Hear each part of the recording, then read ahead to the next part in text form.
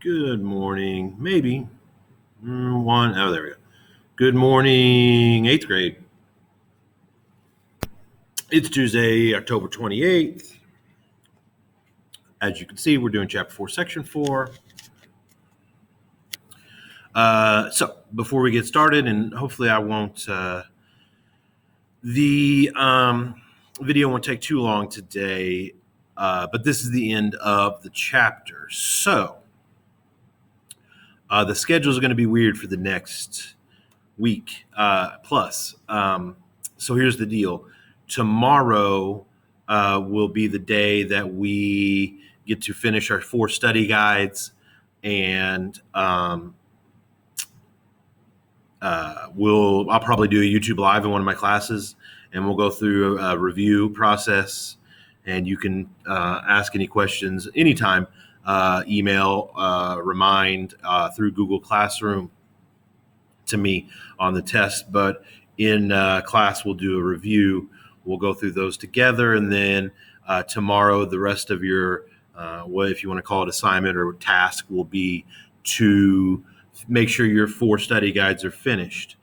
Make sure that they're all complete sentences, and so if who won the presidential election of whatever year, you can't just put McKinley. You have to put the person who won the election was McKinley. You get it.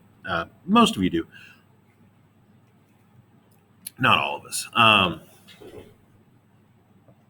But that is tomorrow. Friday, you're off. Friday is not a remote learning day. Friday is a Teacher Institute day. So you don't have school at all. And so whenever you wake up and are playing Among Us or whatever on Friday, well, that's fine. That's what you should be doing. That's not what you're doing instead of doing schoolwork. That's what you're doing because you're free to do what you want. Your parents might have something to say about that, but you know what I mean from a school point of view. So Monday will be a review game in class, and again, your task will be to make sure your study guides are done and you're ready for the test. And again, there's no way for me to get you involved in the review game. I'm sorry. I wish there were. But again, feel free to ask me any questions. Have me look at your essays if you want or whatever. Tuesday of next week, also no school. It is Election Day. That's a holiday now. And so Wednesday, as you can maybe see up there, this new software I use is mirrored, so I always move the computer the wrong way. But anyway, Wednesday, a week from today, as you can see and as you can figure out, is your test day. So there's a day off between our last review day and the test day, which is not ideal, but we're not really left with many other options if we want to get through the material that we need to get through to get to next chapter and get what we need to get done before Christmas break or even Thanksgiving break, whatever you want to. So there's that. That's the schedule. And then we'll be back starting chapter. It depends. I might be gone next week, so we might be back starting chapter after the test on Wednesday. We might have just something random to do Thursday and start the next chapter the next Monday, but we'll see.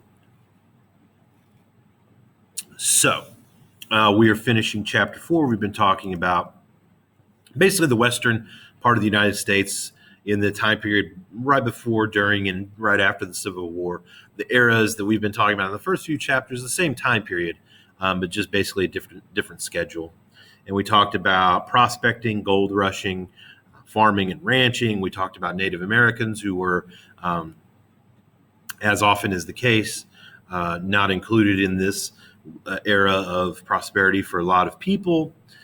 And so today we're going to talk about farmers, and they also had a lot of struggles during this time. The farming expanded west, we talked about in one of the previous sections, I think in section 3. I don't remember which sections, which specifically, but about what was actually section 2. We talked about why farming was so difficult, the the grass out there is not like grass in your yard, in my yard in Illinois, where I reach down and I grab a handful of grass and I lift up and I got a handful of grass. The sod is so thick there, you could literally cut it and pull it up like rolls of carpet. You could buy that still today. You could buy sod from landscaping places, and if you're redoing your yard, you can lay them down just like pieces of carpet, and you have to treat them. I went through all this in a specific way, and the roots take hold, and you've got a yard or a lawn now. And so as the area in the West becomes tenable or farmable, people begin moving out there. And so thousands of farmers are moving towards the plains. And the problem is economics, the law of supply and demand. The law of supply and demand is where you want to find a balance between how badly people want something and how many of that thing that we have. And so the rarer something is, and we've talked about gold in this chapter, the rarer that is, usually the more expensive it's going to be, presuming that people want it. Okay, and on the opposite end, the more commoner, I don't know if that's a word, more the more found, the more common something is, the cheaper it is. Pencils, pencils aren't expensive because I've got 30 of them right there. They're easy to find. Grains of sand, you can buy a pound of gold or a pound of sand. They're going to be very different prices because sand is everywhere. I take my kids to the park at Energy and Heron, and I got sand in my car and in my house for months. And so that's the law of supply and demand. And so the idea is, especially when you're thinking about food, is that if you grow more and more and more food, unless there's a similar change in the population, the demand for food is not going to go up. Okay, you're not going to be sitting at home like, whoa, wow, there's a lot more potatoes now. I'm going to eat 24 potatoes for dinner now. You might have extra because there's extra food, but you still can only eat so much. Especially when you consider these people are buying the food. You know what I mean? It's not, and so the idea is just because, you could be hungry still, but you don't have necessarily extra money to buy food. And so the demand for food is not changing. The population is growing, but it's not growing at the same rate that the amount of food is. And so if you've got, and I'm just making up numbers because I had my last math class was in the 90s, but if you've got 100 tons or 100 million tons or whatever you want to say of potatoes, and you only have 10 million or 10 million ton demand, then you've got a big surplus that you don't know what to do. And so what happens is you have two competing farmers who, well, if you want to sell yours, you've got to make, potatoes are generally potatoes. Some are better than us, but if you're growing them in the same area, in the same soil, they're going to be pretty similar. And so if I have my farm and I'm going to start selling them for $1 a pound, and you're like, well, I want to sell these, I got to start selling mine for 95 cents a pound. And then I'm like, well, I got to sell mine for 90 cents a pound. And then you're like, I got to sell mine for 80. And we go back and forth and back and forth and back and forth and back and forth. And pretty soon one of us is not selling any of our potatoes, and the other one of us is giving them away for basically free, for definitely less than the labor and the cost it takes to grow them. And so nobody's making any money. And so this is as you can just figure out on your own, is a big problem, because even the people that are able to sell their crops are selling them for such a low rate that they're not making their money back from what they've spent to grow and cultivate and pay farmers and pay for their equipment and everything else.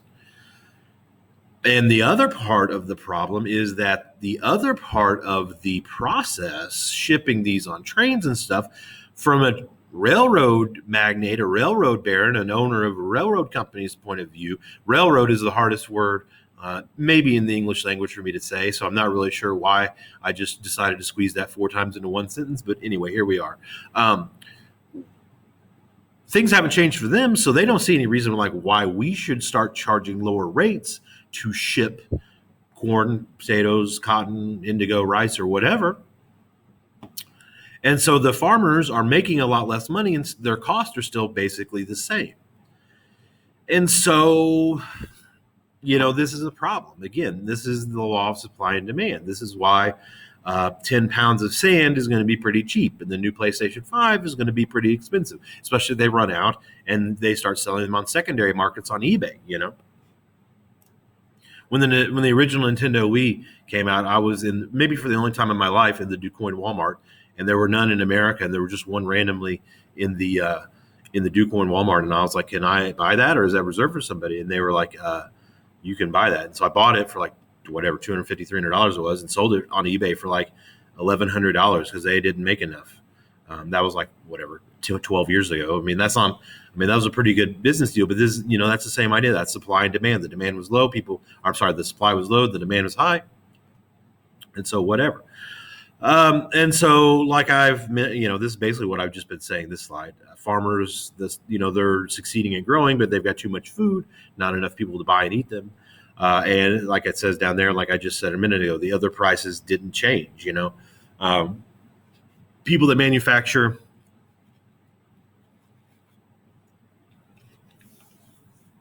farm equipment, plows and stuff, they're not like, there's a surplus of potatoes, so I'm going to start charging less for my plows. And so that's not what happened. And so, their costs were high, their income was getting lower, in some cases disappearing altogether. And so their solution was to organize the first, what we would call a union. And we're going to be talking a lot about the unionization movement over the next few chapters. People were working before unions were created in America, minimum 6-day work weeks, usually 12-hour work days, if not more, with no breaks or the right to a bathroom break or anything else. We'll get into that later. And so farmers were one of the first groups to be like, hey, if we work together, we could solve our problems. The Grange was basically providing education and organization. In other words, to try to come up with a plan like, hey, sometimes it could be as simple as, hey, let's grow different things, so that way we don't have the example I keep using is potato. Like, you grow wheat, you grow potatoes, so that way we lower our supply of each specific crop, and that way we can all make more money. Which is, there's a difference between collusion between businesses and organization between labor. The idea that farmers could communicate with each other to decide which crops they're going to buy, because they're the laborers and they can try to maximize their profits. It's a lot different than what we're going to talk about later, which is when railroad companies work together to fix their prices. And that's, that's really sticking it to customers, which is, Microsoft has gone through a lot of those and stuff like that, where they anti-monopoly movements. We'll talk about monopolies later. I'm getting ahead of myself. So anyway, I do that a lot. Sorry. So, the Grange, above all, tried to organize economic self-sufficiency. I said railroad was tough. That one didn't. I didn't go great either. Self-sufficiency is the ability to take care of yourself. It's basically what it sounds like. And so credit is a big problem. Credit. Now listen. I mean, we'll talk more about this later when we get into the labor movement and the factory work. But credit, you're gonna, before you realize it, you guys are 13 and 14. Your parents will confirm. Time moves quickly. You are going to be turning 18 before you really realize it, pretty quickly. And when you turn 18, credit cards are going to start taking advantage of you. They're going to start showing up at your house every day, and it seems really awesome. You go to Walmart and you spend $500 on the new PlayStation 5 or whatever, and you go to the checkout and you hand them the card and you don't have the money, and they're just like, okay, it's yours now. And you're like, whoa, that's pretty amazing. And then you go home and you get a bill from the credit card company that says you owe $500. And you're like, okay, your minimum payment now is $20. And you're like, oh, I got $20. And so you write a check for $20. You send it back. You get a bill next month, and you have spent $500 on the PlayStation 5. You paid $20. So your new balance is not $480. That's the problem. Your new balance is $507 or whatever, because of the interest rate. And that's how credit cards make their money. I went to college with people who graduated with $15,000 worth of credit card debt, because a lot of people who are 18 that don't know better just start getting credit cards like, oh, this is basically free money. I could just pay it back little by little. And so, the whole point of credit cards is that they charge you interest, and they, you have to pay more than you spend, unless you pay back at the end of every month, which is not a bad idea to boost your credit score. But that's, you're 13, 14 years old. That's a little bit ahead of ourselves. But some credit you have to take on, usually to buy a car, to buy a house. And, generally when you're talking about your credit score, that's considered to be good credit. But owing thousands of dollars in credit card debt, some people can't help it. I've been in some amount of debt myself too, but if you can avoid it, it's a good idea to do so. And that is what the Grange is trying to teach farmers to do. They're trying to use cash only. Cash is good because you have to have it to spend it. And so you can't get into debt with people who can really put the screws to you if you get in debt and aren't able to pay things back immediately. So make sure you have money to buy things is a good lesson. Not always possible, but whenever you can. They create the populist party. They start winning a few seats. They have ideas like, well, they'll probably be on here.